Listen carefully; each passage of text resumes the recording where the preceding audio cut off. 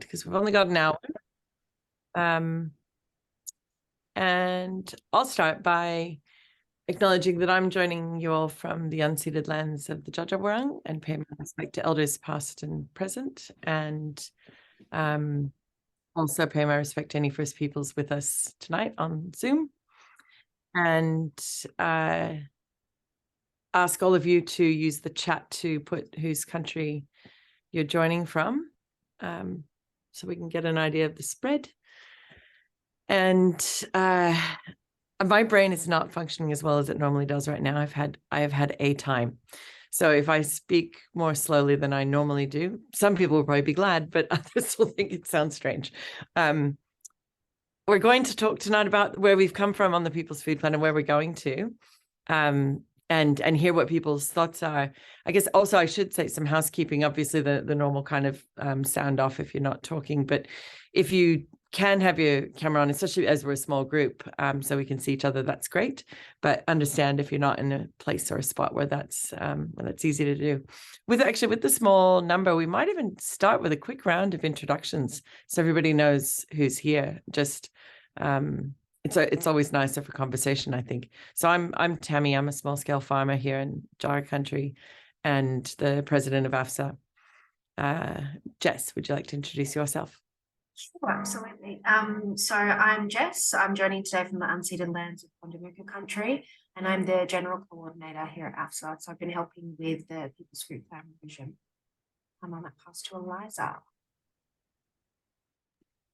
Hi everyone, I'm Eliza and I'm joining from Brinja country. I'm on the National Committee of AFSA and I'm also one half of Borrowed Ground Market Garden. I'm going to pass to Kirsty. Hello, I'm Kirsty, Brinja country, and I'm part of Old Mill Road Biofarm. And I'm here by myself and it's awesome. All right. I'm going back on mute.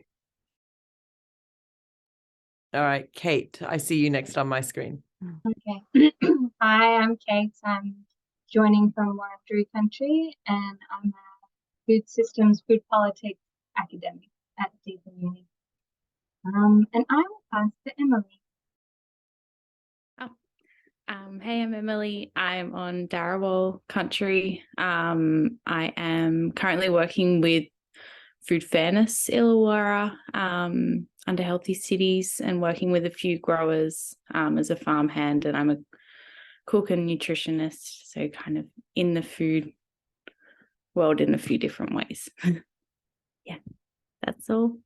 I don't know. Great. Simon. Hi, Tammi. Hi, everyone. Sorry, I don't have a camera on this computer, but I'm joining from Wurundjeri country, the baker at Millet Road, and just very keen to be a part of this plan as it goes forward. Looking forward to tonight. Awesome. Great to have you here, Simon. Good to not see you. Anyway. It looks like Amy's having some trouble connecting at the moment, so I'll jump to Sari. Hey everyone, my name's Sari, and sorry I haven't got video on this laptop, but I'm coming to you from Gumbaynggirr country, and I work with the international crew at AFSA for the CSIPM, and currently setting up a small farm, and glad to be here with you all. Thank you. Great you could come. Sorry, it's good to have you here. And Ben. Hello all. I'm joining from Wurundjeri country, and I have my video off because I'm eating dinner and also have a dog jumping on me intermittently. But I'm an intern at AFSA. I've just joined, and I've also been late on the drafting team of the People's Food Plan. So yeah, we'll be working with AFSA over the next few months, and yeah, kind of like long term. So yeah, nice to meet you all. Great. I'm glad you're here, Ben. And Amy, when you are able to, if you can hear us, let us know if you were able to. Oh, looks like she's joined. Amy, can you hear us? Would you like to say hello? Hello, Karen. Sorry, my one of my colleagues just came to say hello. Just when you guys started. Hello, I'm Amy. I spend most of my time doing research around power and privilege and public policy for health equity, but have a real passion for food systems. We've been working on food system policy sort of stuff in the past and still dabbling in foodie stuff in terms of volunteering here with AFSA and also some stuff with Young Farmers Connect. I'm not even physically gardening, unfortunately. Haven't found a physical gardening home in Canberra yet, but keen to get into that on the other side of winter. Good to see Amy. It's nice to have everybody here. It's actually making me feel a bit calmer about how my day just went. Just for clarity, the thing that happened just before I joined the Zoom is that my son just smashed 2 of his teeth with it in the shed. Like, that's a thing that's happening in there. So he's not hurt. Sorry. You need to go? No, he's not injured. He's just got broken teeth that will have to be dealt with in daytime. So he's 19. So like, it's not like it's a small child, but it's not great. And we have his sister's wedding tomorrow. So yeah. So yeah. And that's just 2 little tidbits of how it's all going. And they're all like that. So mind you, the wedding's going to be very joyful in spite of all of the difficulty getting there. Yes, what we're going to do now. So for those who haven't been to some of the previous sessions on the People's Food Plan, I'll just do a super quick rundown of like how we got here.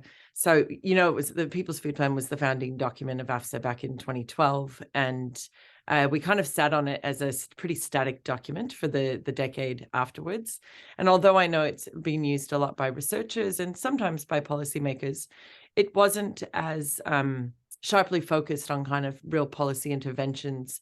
It had more kind of broad principles for policy and for the ways that the food system should be governed.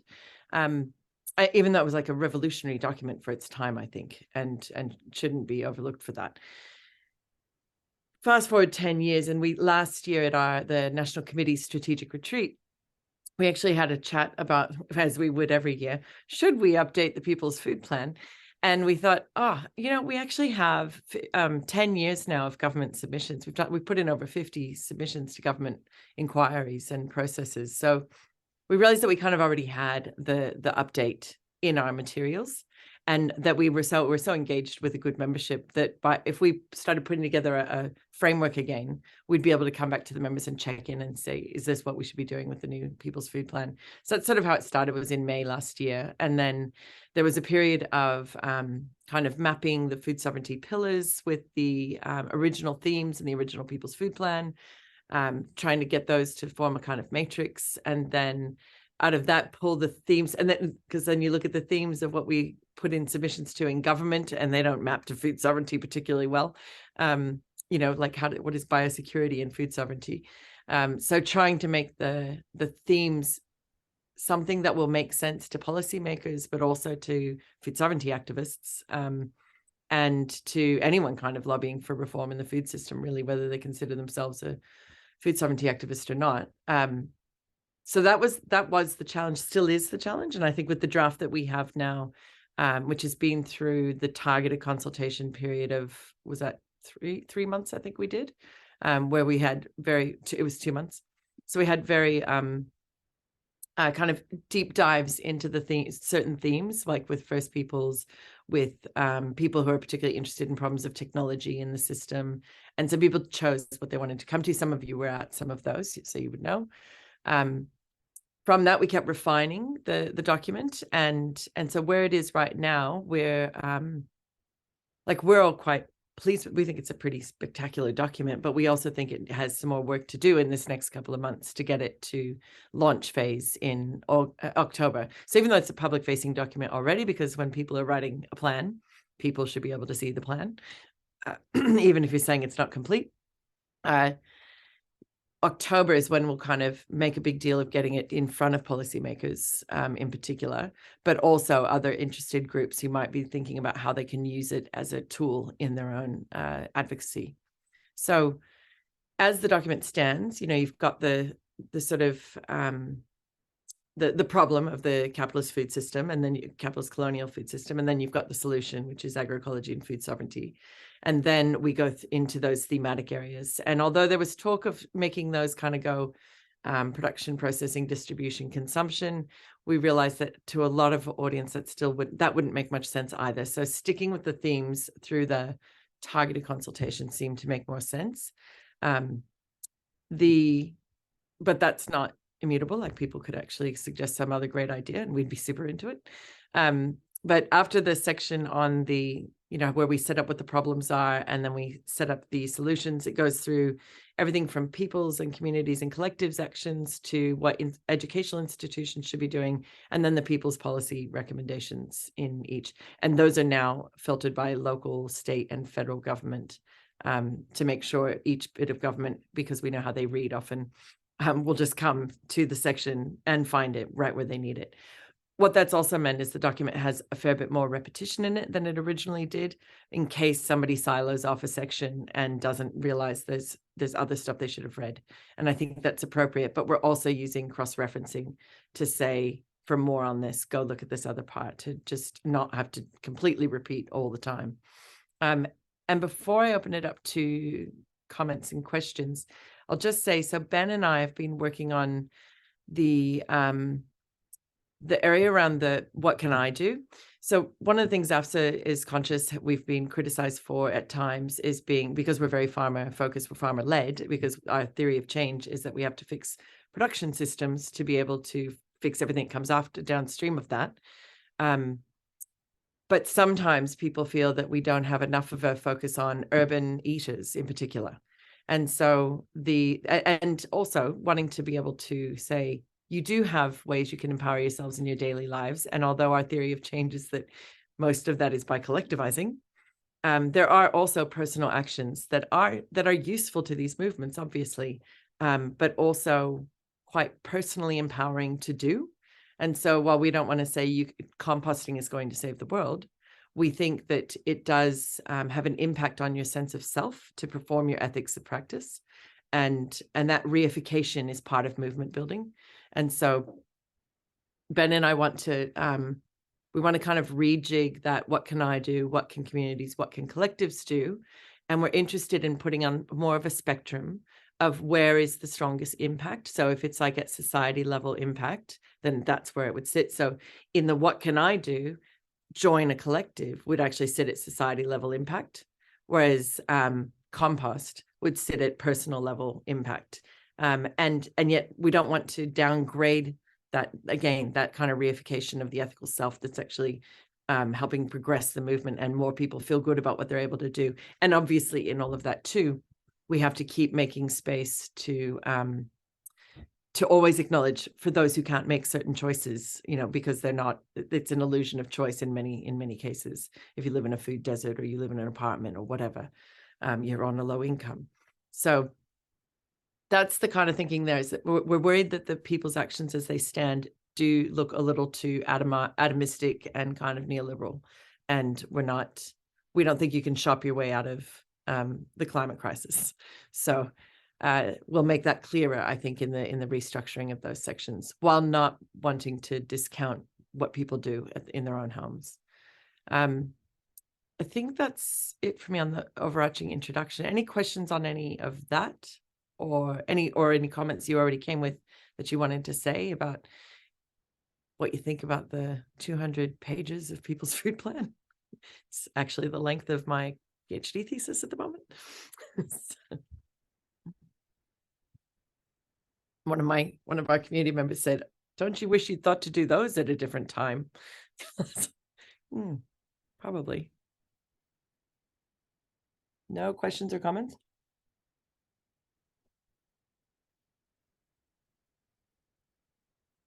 So in that case, I guess, well, then it's a question of like, what's the most effective way to do this? Like, do people want to can I actually get a sign of who's at least had a chance to fully skim the document, if not a deep read? Sort of in and out. Yep. Has anyone read the entire 200 pages? Oh, come on. It's such scintillating bedtime reading. Simon, did you say you've read it? And Ben, I knew Ben has. Okay, well,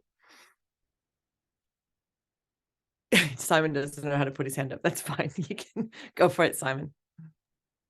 Sorry, I'm not very good at Zoom. I have read it, or I have been trying to. One just thing I noticed on the website, looking through the document, there aren't page numbers as you scroll down, and trying to get to a certain section is very difficult. Yeah. So I've been really excited about the value chain section, and when I find it, I have a lot of fun in there, but it sometimes takes me a little while to find it when I'm jumping in and out. Yeah, no, that's really helpful. Actually, I'll ask Jess because she worked with our website support person, Kate, and knows more than I do about what happened with the document when it got fed into the website. Yes, I do know the answer to that one. So the formatting on that embedded document is great in the sense that the purpose of it is to allow any edits that we incorporate from feedback to update kind of in real time or as close to real time as possible. But you'll see in the contents page, it kind of messes up formatting a little bit, including page numbers. So page numbers aren't readable on the website. So it might be better, Simon, if I send you a direct link to the document, and then that way you can view it there and leave comments. Yeah, so Simon, that's one of the things we actually have been, we're really happy for people to have a link to the Google Doc itself, and you'll have commenting rights. So then you can just put things directly in it. It makes our life a little bit simpler at the editing end. But yeah, if you're wanting to 200 pages with no page, I just looked at it. You're right. It's a continuous scroll, isn't it? That's hard to read. I hadn't actually looked at the one on the website, I'm not going to lie. Looking at it now, though, I wonder whether, since people haven't gone through quickly, not everyone's had a chance to go through it, I wonder whether maybe I screen share and we look at some key areas. And like, even if I take you through the themes and kind of broadly speaking what we've done in each of the themes, and then that might trigger for you that there's an area that we've missed or that you don't agree with. Yeah.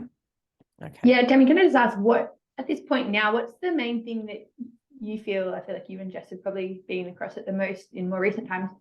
What are the points that you feel like you most want feedback on? Is it that we've got all the content in there? Is it about how you would make this easier for people to navigate because it is so long? Is it multiple things? Yeah, that's great. I think that on that last question, I definitely think I'm not worried so much about like the navigating of it. I think in the campaign of getting it out there, we will actually be breaking it into pieces and sending some bits to certain policymakers, very, very directly, or just saying, we want you to have a look at pages 17 to 25 or something like that. So we will be working on that campaign at Convergence about how to help people navigate it. And it's the kind of thing where, is it too long? I mean, if you take something like Farming Democracy that we published several years ago, it's quite a short book, and that's a great thing for a book about farming and for people to be able to just read 8 stories. But a People's Food Plan, where we're trying to be so comprehensive, I think it could be 500 pages, to be honest. But you just need to have lots of signposting for that, where people are going to find what they're looking for. So any feedback on that, kind of how we can help people find what they need, definitely will be welcome. For me, and Jess might have some other thoughts, and actually Ben too, because he's really been in it deeply recently. For me, it's the stuff about the actions and following that spectrum of social to self. I'm really keen to get that right, because I think it's in terms of AFSA's theory of change, it really gets to the heart of the theory of change, which is about the need for solidarity and collectivizing, while not devaluing what you do, you know, in your personal life. So I think there's that. And then I think in some of the policy recommendation areas, where some of those recommendations are still a little too motherhood. And what I would love for us to have an opportunity to do is, like, in value chain, to Simon's point, we know a lot about that because we have heaps of livestock farmers involved with AFSA. And so they know what their pain points are in the policy. And so we have very specific recommendations, like we want abattoirs in Victoria are Section 2 use in the farming zone, but rural industry is, but abattoirs and sawmills are exempt from the Section 2 use, so we have to get a permit for them. And so we'd like that change. That'd be a simple change to make it simpler to have a flourishing of micro abattoirs. So we want to know what that spot is in the policy in every single state. And we want to know that then for other things, like stuff around whether it's right to food stuff, like what would UBI, you know, universal basic income, look like if it was actually written into policy. And one of the things we know from this 10 years of experience too, or 12 years, if you write good policy for the politicians, they're grateful. They're like, you know how to write this, you know, and we can get broad support for it, then great, let's go. So I've been involved in that kind of work for like 16 or 18 years from another organization before AFSA. And I know that if you give it to them, so that's what I'd like us to do, is get some more detail in about where, instead of just saying there should be policies around junk food in schools. Yeah, well, what do those look like? You know, and how do we, I mean, if Jamie Oliver can't convince all the British parents to do it, then how are we going to do it here? Anyway, that's just an aside. So yeah, those are probably my key wishes for us to get. Oh, and also the educational institutions. I think that we haven't had enough educators give us some good insights into where are the problems in educational institutions. Like, for example, in vet science, in most of our most prestigious universities, they're still teaching this. We have vet students come to our farm who have been taught that pigs have to live in sheds. They can't survive outdoors. They have to have their tails cut off because otherwise they chew them off each other. And you're like, in a shed, that part's true, but not outside. And so that's some very targeted feedback we'd like to give to vet schools. Stop lying to students, you know, like that. We could put that as a heading on that section, maybe. Yeah, so I think educational institutions, people who are working in schools or universities, if any people have really clear ideas of what could be done to fix institutions and the way they're passing on bad knowledge, that would be fantastic. Some of that's vested interest stuff. Some of it, though, is just, you know, it's just holdover of the past, the industrial system, and we could start fixing it. So I'll go ahead and share. Oh God, my screen. Yes. You can see it. Great. So, well,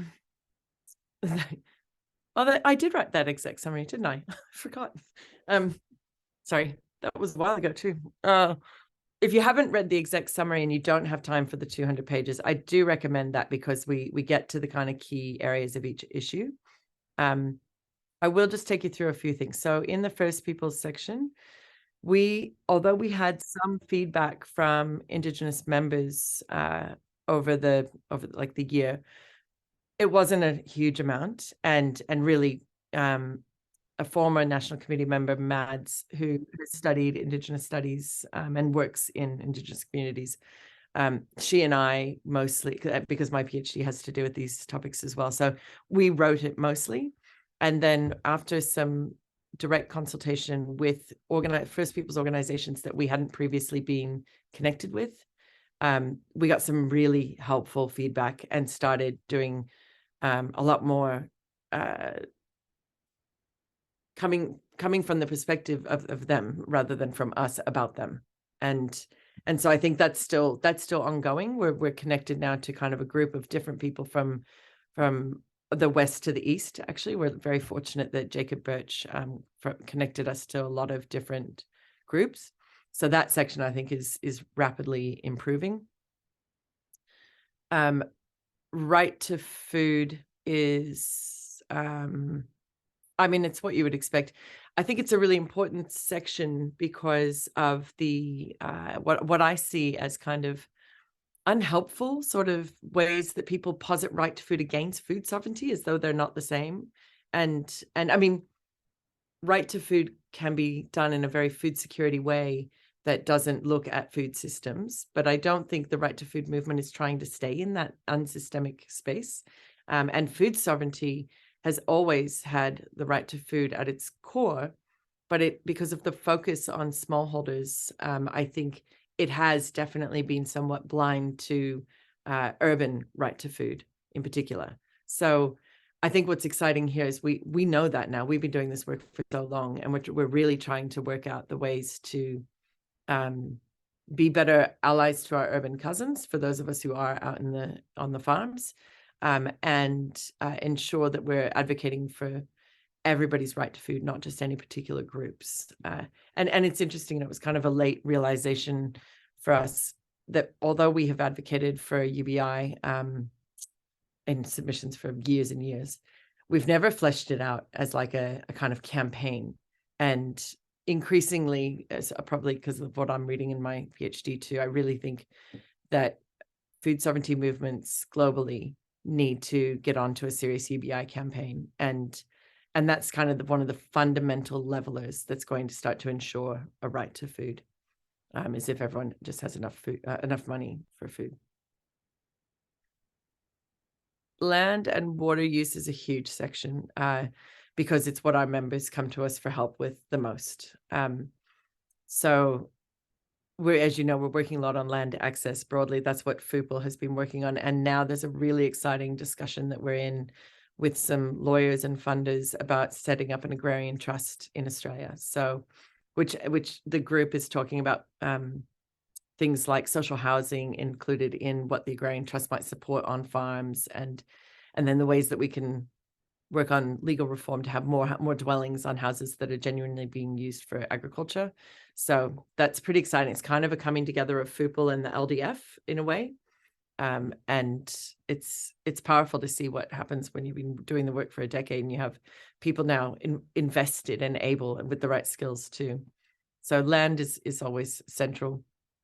The protecting of agricultural land. I mean, we ourselves we were in a council briefing yesterday about our proposed abattoir, and literally one of the objectors stood there and said, you know, we can't have a micro abattoir here. This is basically a residential lifestyle area now. And, you know, people don't want that. Unfortunately, one of the councillors actually pushed back at him and said, don't you think it's inappropriate for there to be a bunch of residences in the farming zone who are not farming, and for that to become the norm? Where do you want people to grow your food? So the thing about protecting agricultural land, I think, is really serious also in terms of extractive industries. Urban and peri-urban food production, I think, probably doesn't need a lot of explanation in terms of, we know that we're losing growth areas, places to grow food closer to cities, and closer to cities. So the debates around how to protect those things, again, it's related to protecting agricultural land, but it also has to do with the rural industry around that land use. Because if you're also processing on farm or in a community garden, and what are the food safety regulations that might be overwhelming? And then scale appropriate planning controls. Everything we do is about scale, of course, which again, it's amazing what you hear out in the public. So at the council briefing yesterday, two of the objectors said, an abattoir is an abattoir. It doesn't matter whether it kills 10 pigs or 10,000. It's the same. And it's like, whoa, people believe that? Like, that they're going to have the same impact on the local community and environment? So any questions before? I'm just rattling away. Okay. Just pop your hands up, or Simon, you just shout if you need to ask a question or make a comment.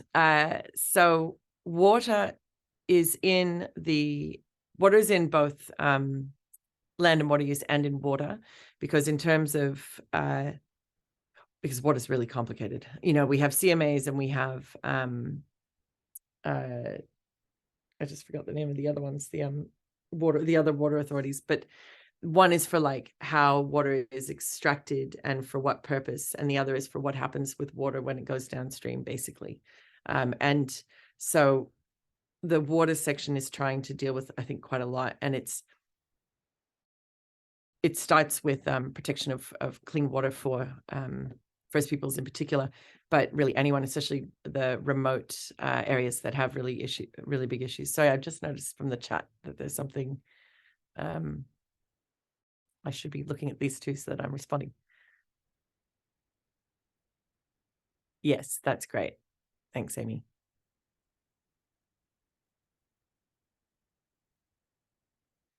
Yeah, anywhere that somebody's more up to date with what is the best language, you know, we're constantly catching up on where language is changing the way we talk about things. So very happy to be directed on those.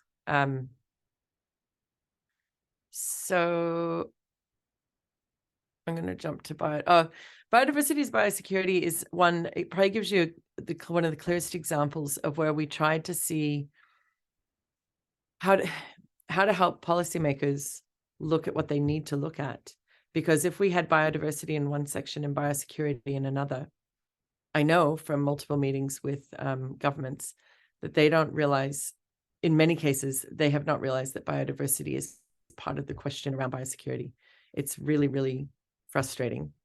And so in doing this, we start with the premise that biodiversity is how you create biosecurity. And then we go through in more detail about the problems, the biosecurity risks of monocultures, of animals or plants. We say that it starts on the farm, not at the locked gate to the farm. And so I think, because this one's close to my PhD, I particularly like that section.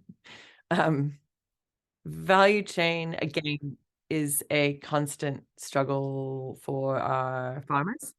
The ability to fund and get planning approvals and go through the food safety regulations to have really micro facilities. In Queensland right now, you know, there's is it a bill or it's an updating of the food standards that is looking to clamp down more on unregulated parts of the food system. So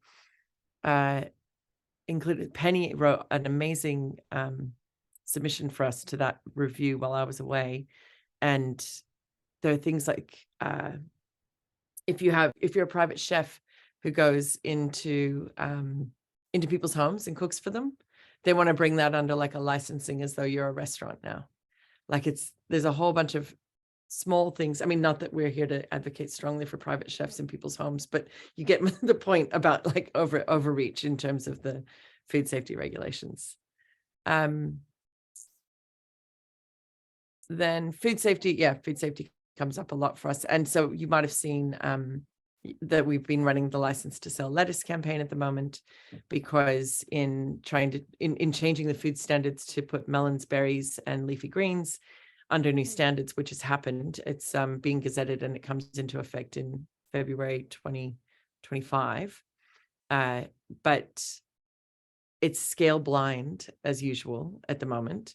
So our little growers could be captured in totally different, in a problem of having to overinvest in a small system.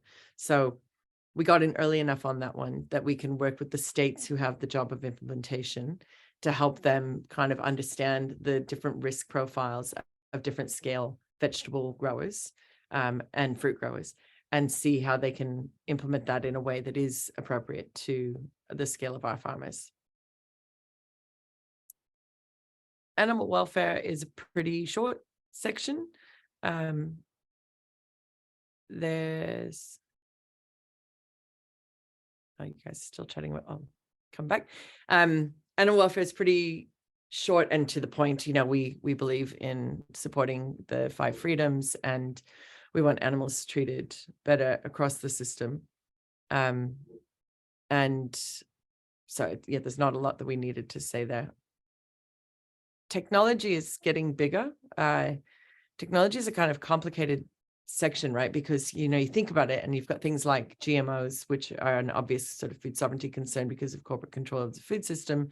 But then it gets more. There's things around drones, there's things around smartphones, there's things around collection of data from farmers to further kind of push them in certain directions. There's the stuff about not being able to repair, the right to repair, you know, your own equipment on the farm.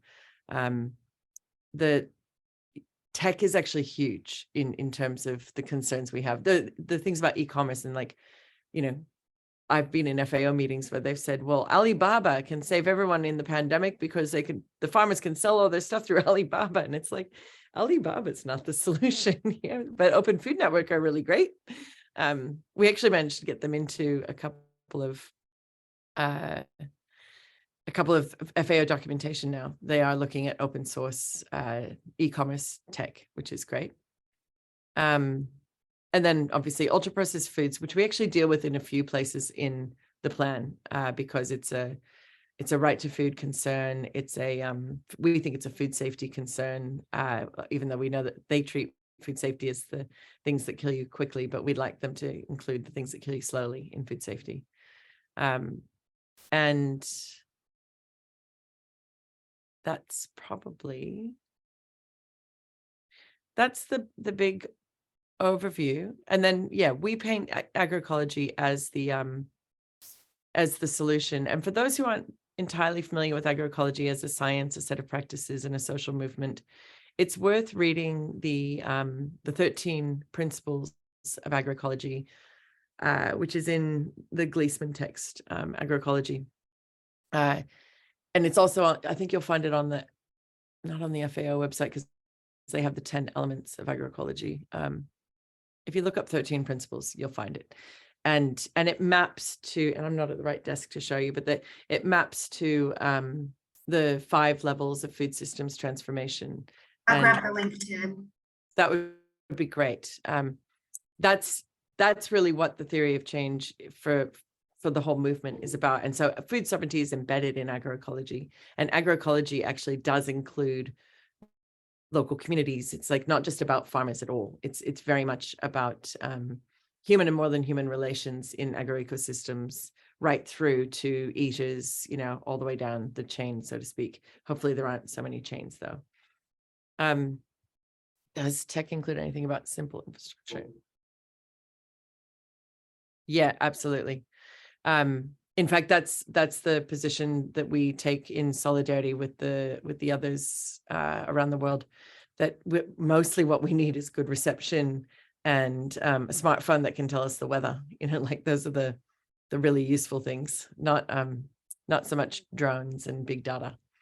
Yeah. So that's the foundational point, is that, and in fact, we're very fortunate to have had some engagement with a group of scholars working on tech sovereignty. And so that section has quite a substantial bit of thinking that's come from scholars all around the world about what does technology sovereignty look like, and what is sort of fair ways of engaging in technology development. So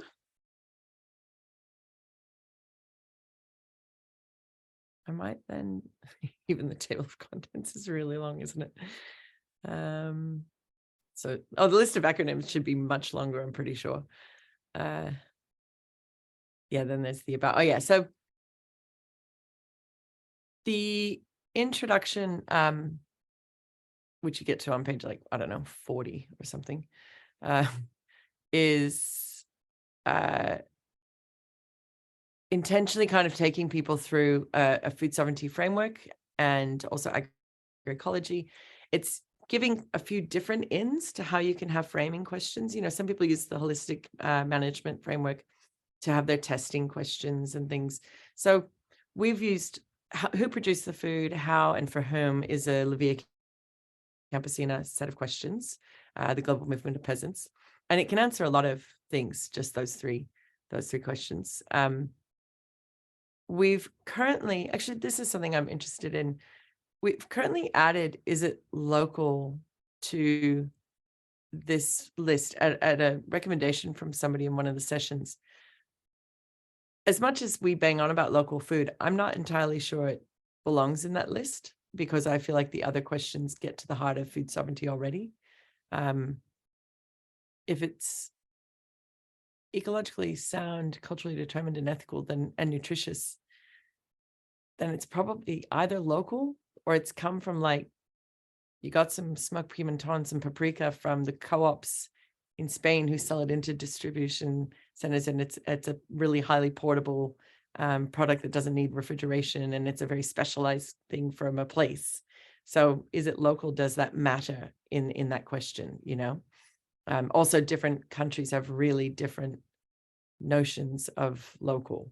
Like Australia's idea of local is, yeah, that's right, could mean from your local JBS, right? We have a restaurant in Daylesford that has our abattoir, like there's Diamond Valley Pork is one of their suppliers, and they're the biggest industrial pig abattoir in Australia, an hour away from us. And they've just, like, quite cynically called it Diamond Valley Pork. Everyone's like, oh, it's a place, that must be a farm. And it's local. So good point, Kate. With this list, not necessarily, Simon, but food labeling is definitely in the document, and about the right to information, the right to know what's in things. So I know that you're really interested in provenance and ingredients, and it's definitely in there under right to food and food safety, I'd say. Does that sound right, Jess? Yeah. So then we spell out our theory of change and the ways that we are trying to enact that theory of change. We really welcome more members giving feedback on these things, because we think, you know, it's rich. We've been developing this for several years, but there's always somebody with another perspective that helps you kind of then think even harder. Yeah, that's right, Kim. I agree with that. Yeah, I think the is it local, also the is it local kind of, it does hearken to that critique of the elitism of some of these kind of food systems to me. Just it opens us up to that, I feel. So I feel like the other questions get to the heart of what we're concerned about more, like, in a better way. I'm not going to go into detail on the theory of change, even though I love it. So then we build in the principles about first peoples first, which is, for those who aren't familiar with it, that's language we started within the National Committee a few years ago as a mnemonic to ourselves, because same as somebody who's a middle-class farmer can forget to look after a hungry urban person, we can forget to put first peoples first in our considerations of food sovereignty when we're a non-Indigenous led group. And so the mnemonic for us is so that we can't do something about land use planning without going, well, how does this impact on first peoples? And, like, land use is clearly one of the ones that it's most vexing, because we're farming on unceded land.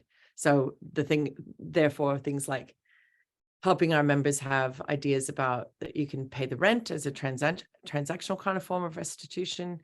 You can also either make land available or give land back in your own right if you have a farm, if you're able to do that. You can advocate to the government that they are doing all of those things as well. You know, so there's lots that can be done. Start up conversations with the local traditional custodians about how they have used this land, you know, for however long, if they can remember, depending on whether they've been alienated as well. And so we're helping our farmers find ways to do more and more of that, rather than just sitting with the guilt of farming on unceded land. Trying to give very strong strategies in that direction. Women, youth, and gender diverse. It's actually for AFSA, I think it's slightly underdeveloped in our work, probably because we have long been female-led, and with a very strong youth component, like of the movement. And so it's that kind of trap of feeling like you've already done this, you're there. And it is a trap because, of course, the disproportionate kind of burdens that are carried by women, particularly for youth and the planet they're inheriting, and the impacts on gender diverse peoples in terms of their access to food in a safe place. And this is a growing area of work for us. And actually, it's a growing area of work for La Via Campesina and the IPC as well, which I think they're doing quite well on these days. We did privilege mapping in Rome, and I was astonished to find that a bunch of my, dare I say it, my age straight men found privilege mapping really confusing and hard. And these were movement people who've been doing amazing work for a long, long time. And it was challenging for them. And I thought, oof, we do have work to do here, don't we? So it was interesting. One group even said, we decided we wouldn't call it privilege. Come on, guys. So yeah, the principles of agroecology, obviously. So localization is there because obviously we want to localize food systems, broadly speaking. But just asking, is it local, I think is a bit flat. Solidarity economies, we're very committed to degrowth and to solidarity economies, and that there are already, there's the diverse economies movements that's come out of and community economies that's come from Gibson Graham's work. And so trying to promote more of the already existing examples of diverse economies that are not always about financial exchanges. So we're trying to, that's something we'd like to get into more of the document as well. Then you've got the 7 pillars, of course. And actually, that's right. We decided to add this about, I'll find one example. There we go. So values food providers.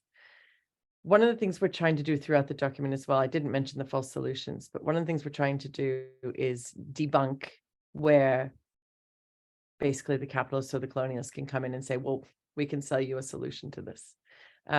So in putting what values food providers is, what that means in a food sovereignty sense, and then what it isn't. It's not colonizer capture of the native food industry. It's not restricting smallholder community exchange, seed exchange, and etc. So there's some other ones that are,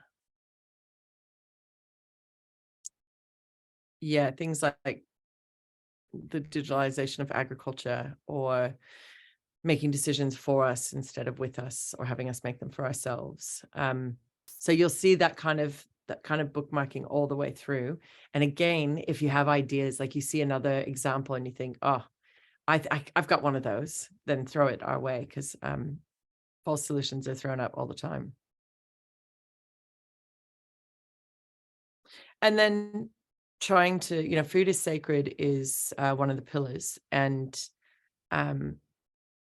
trying to get away from that sort of human nature dichotomy that's really false.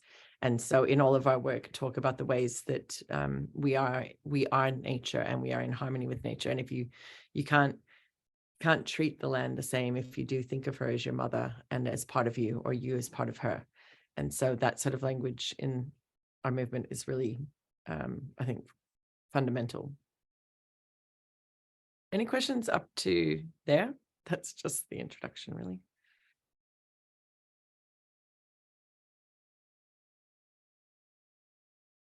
So then there's this wonderful discourse on the problems of colonialism and capitalism, and the problems of governance. So we see over and over and over again that governance of our food systems is a major one of the barriers that we're facing in fixing things. And that's to do with obviously the complicity of agribusiness in the system. But it's much deeper than that. There's just structural issues with the way our governments function that we need to be chipping away at one bit at a time. And so one of the basic things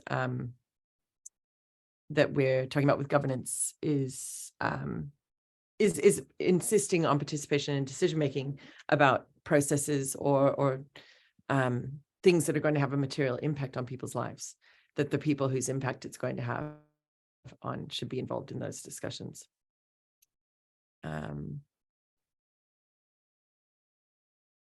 It's a debate in the chat. I'll just let that keep debating unless somebody wants to bring it into the productivism and exports is obviously, I mean, Australia being one of the most neoliberal economies in the world, it's a major, it's like the core of what's wrong with our food systems, really. And free trade agreements are part and parcel of that. And then so case studies, that's the other thing. If people have good case studies that can demonstrate, most of them are positive. I think it's only these ones in the problem section that are negative case studies. Everywhere else, what we're trying to do is show, again, the already existing alternatives to the bad system. Climate change, biodiversity loss, and waste are clearly then they're really consequences of colonialism and capitalism, but then they become their own self-repeating problems. And then, then we start going through in more detail. Oh, here we go. We've got this is, I've used the transition levels a few times in talks to do with regen ag and agroecology, because, there's a live debate going on around the world around whether regen ag is already being co-opted by corporations, which we already know it has, but do you throw the baby out with the bathwater, or do you continue trying to revive this thing? And so helping make visible the lack of political framework that a lot of regen ag movement has, so that they can politicize that movement more. If that's like, if the aim is genuinely to transform food systems, then you have to politicize them. Whereas if the aim is just to have green capitalism, then, that's what a lot of regen ag is achieving at the moment. So if you look at, I know it's hard to read, but if you look at those levels of incremental and transformational, level 3 is where you're in the redesigning agroecosystems. And that's the start of being more transformational above just substituting bad things for good things. Still just inputs, though, in the same kind of system. And then level 4 gets you to reconnecting consumers and producers through the development of alternative food networks. So you've seen a lot of that in terms of the kind of value chain stuff and ways that people, CSAs and buyers clubs, and ways that people are accessing food that's not in just straight up capitalist systems. And then building a new global food system based on participation, localness, fairness, and justice. So democratizing the food system entirely is the kind of highest aim. I find this part of the illustration kind of awkward to look at, because you're meant to match those principles with these incremental to transformational. I think somebody with my skills of infographic kind of must have done that. I wouldn't be able to do a really good one, and I don't think that one's amazing. And then, so you can see we've even included a short section on the distinctions between agroecology and regen ag, and the barriers, and then we get into the false solutions. So this, nature is capital. We're obviously staunchly anti-capitalist. So carbon offsets in nature markets, the nature repair market, we just put in a submission to as well. We're quite concerned about this idea of offsetting one for another instead of stopping all of the devastation. Turning regen ag into an industry rather than a movement, which is what happened to organics. And we're sort of saying, don't do that. Nature-based solutions. This is one actually for those of you who are from policy backgrounds or academic backgrounds. Nature-based solutions are that language is often used in those settings in unproblematized ways, but in the food sovereignty movement, that nature-based solutions are poison, because they're almost always code for offsets. And the other one that's been happening more is the nature positive stuff. So we saw that come out of the global biodiversity framework. And I mean, the nature positive stuff is like, they put it in the framework. We will have more nature by 2030. If anyone can figure out what that means, I'm really interested. So I find that bizarre, that language. So yeah, so obviously we don't hate nature. We're not saying don't base your solutions in nature. But that is just really bad use of words. Obviously productivist narratives are no good. And philanthrocapitalism, Bill Gates owning most of Africa and also owning seats at the UN to actually direct UN work, just because he gives more money than most countries have. It's not good. I think I'm going to leave it there, because that's got us right into that first sort of, there you've seen what the first thing. Yeah, well, the UN Food System Summit, we boycotted that. And actually, maybe that's a good way to finish this session. And then you can also comment or question anything you might like to. The UN Food System Summit, which was boycotted by all of the radical organizations of the world, has resulted in the World Food Forum. So there have been 2 years of World Food Forum now, and this is the third. And it's a multi-stakeholder event.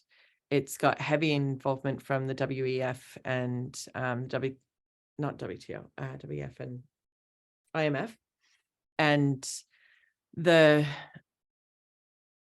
UN, so the General Secretary kind of, it's his baby, instead of it being something that was with the World Committee on Food Security. And they've actually this year, for the first time, it's slightly more offensive than ever before, because they're hosting it on World Food Day, which has displaced the CFS plenary. So there's always been a CFS plenary on World Food Day. Like that's the World Committee on Food Security. That's a multilateral space that has civil society and Indigenous peoples mechanism.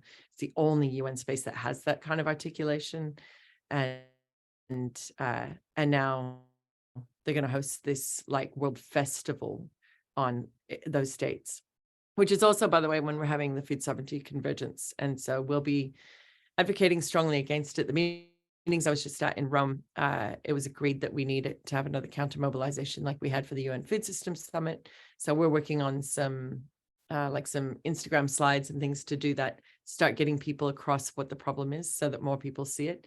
The Food System Summit was really disappointing. In 2021, we saw a lot of celebrity chefs and people who were not connected to movements, but who are about food, get drawn into that kind of, oh, look, I'm doing things with the UN, and giving it a kind of legitimacy. And we'd like to try and get ahead of that this time if we can, so that less people support a thing that is absolutely not trying to solve the systemic problems that we're facing in the food system. It's a performance, and it's also doing a number of things. There's, in the UN spaces, there's also what's called youth washing.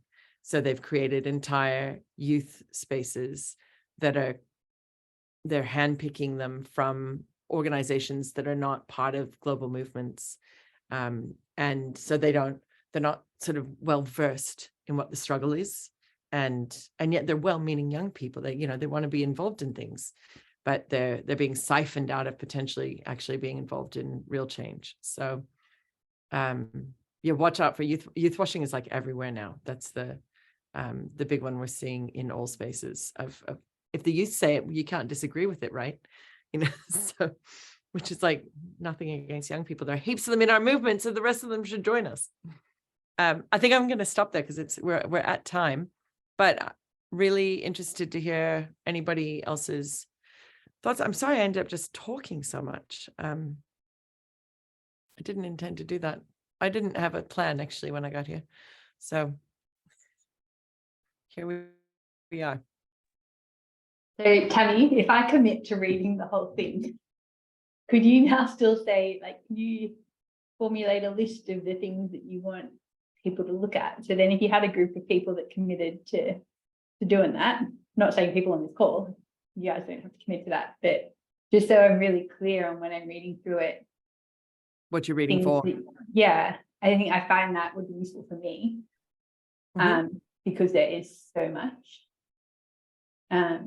Yeah, well, I think as per when you asked that before and some of the responses I gave then, I think if Jess and Ben and I and Penny look at those things and make a little short list of what we feel is missing. And I said some of them, but I'm sure we'll think of some others if we have a chat. Yeah, I suck at remembering things when I hear them, so I need to see them written down. Me too. That's why I love notes. Yeah, and I feel a bit neglectful. Sorry, I was a lot more involved in this earlier in the piece, and I feel bad that I've dropped off, but I think having something like a really tangible task like that would help me get back onto it, which I do want to do. Well, we would welcome having you back in, Amy. You were great help in those early months. And sorry, I don't know where I went. I disappeared from a lot of things, and I'm sorry. But you're back. Yeah. Yeah, well, it's good. I mean, your eyes will feel fresher on it again anyway, now that it's had so much development. Anyone else? But I'm assuming from the nods that everyone agrees that that would help too, in case you were to decide to commit to reading the entire document. Just read it a little bit at a time. Even reading sections of it with that checklist, you know, you might end up getting at least one person going through a section with that lens. Yeah, and that's the other thing, that people don't have to read the whole thing. You might find that like biodiversity and biosecurity, like that's what really gets you up in the morning. And so just go through that section. Or am I the only one that gets up in the morning? Sorry. But yeah, absolutely. People don't have to read the whole thing. The more people who read it, the better it's going to get.